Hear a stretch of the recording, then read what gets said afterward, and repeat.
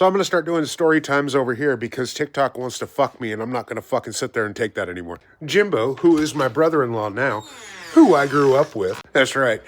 His family couldn't get away from me that easy. When we were kids, we used to have to do stuff on our own. So, setting the beads on tires, that was just a typical Tuesday.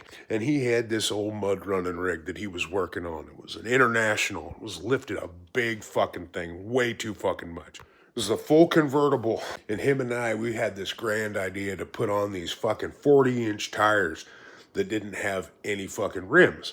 So we had to set a bead. So we pull in these fucking tires and put them into the garage. And we're sitting there pouring starter fluid on them to get them going, you know, to get it, set that pop, you know. So we put the starter fluid on and we were touching matches off on top of it. And the first 3 had gone successful.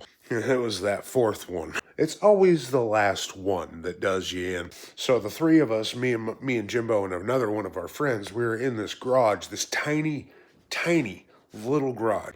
And we're sitting there putting the starter fluid on the 4th motherfucker. And we had gotten all the way around. He just kept going with it, kept going with it, kept going with it. And I was looking at him like, that's a lot. And boom! And we were all deaf. Standing in this fucking garage. Sheetrock dust landed all around us. So there we were. Like 3 World War I veterans walking out of the fucking garage just shell-shocked. And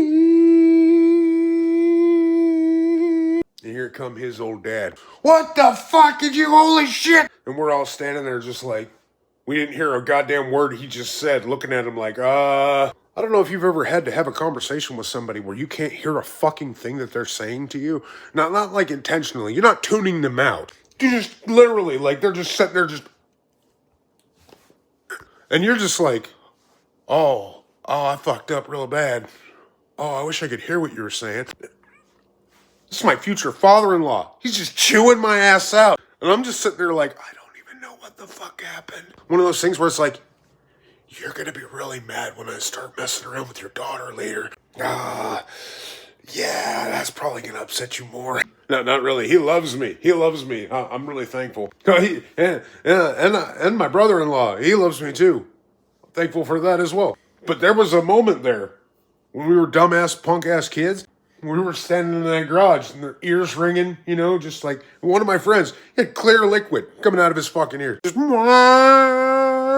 like if they knew what the future held, they'd be like, holy shit. So yeah, that was the last we ever fucked with those tires. So we had to break down the other 3 because that was the 4th one. It was the best we could do. I mean, fuck, whatever.